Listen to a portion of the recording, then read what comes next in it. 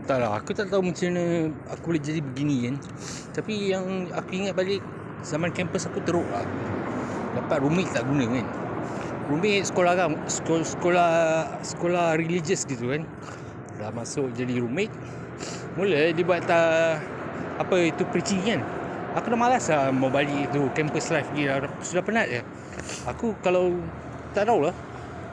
Aku sekarang fikir aku mau cari girlfriend gitu kan. Sebab aku dah penat lah hidup macam ni kan. Dah penat. Tengok.